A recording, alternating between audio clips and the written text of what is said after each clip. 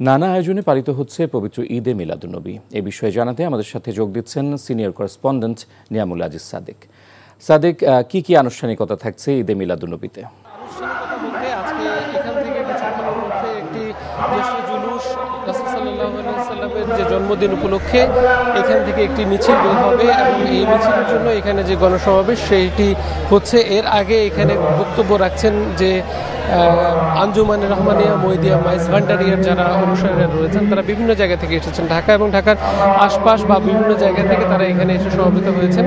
তাদের অনুসারীরা এখানে এসে বক্তব্য রাখছেন এবং তারা বিভিন্ন বিষয় নিয়ে বলছেন। বিশেষ করে এই দিনটিকে যেন সরকারিভাবে একটি আরও আড়ম্বরে পালন করা হয় সে বিষয়টির দাবি তারা করছেন এবং এই দিনটিকে যেন ঈদ ঘোষণা করা হয় এই ধরনের কিছু দাবি তারা এখান থেকে রাখছেন।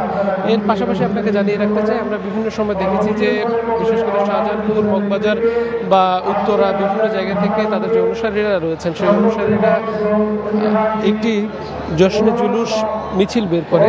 সেই মিছিলটি আজকেও বের হওয়ার কথা রয়েছে। এটি কেন্দ্রীয়ভাবে হবে যেহেতু, এবং অনেককে আমরা দেখেছি যে তাদের যে হাতে যে কালেমার পতাকা রয়েছে, তাদের যে তরিকার যে পতাকা সেই পতাকাটি রয়েছে, তারা এখানে এসে এখন বক্তব্য শ্রবণ করছেন। তাদের যে সর্বোচ্চ যে নেতা মঈনুদ্দিন আহমেদ, তিনি আসার পরে এই আনুষ্ঠানিকতা আসলে শুরু হবে এবং তারা বলছেন এদিন যেহেতু রাসূল সাল্লাল্লাহু আলাইহি ওয়াসাল্লাম পৃথিবীতে আগমন করেছেন, এই দিনটিকে কেন্দ্র করে যেন সরকারিভাবে আরও বেশি পরিমাণ উদ্যোগ নেওয়া হয় এবং আরও বড় পরিসরে যেন আয়োজন করা হয়। তো এই ছিল সর্বশেষ অবস্থা।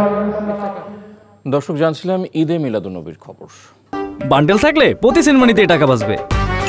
বিকাশ সেনমানি বান্ডেল কিনে জিতুন প্রতি লেনদেনে।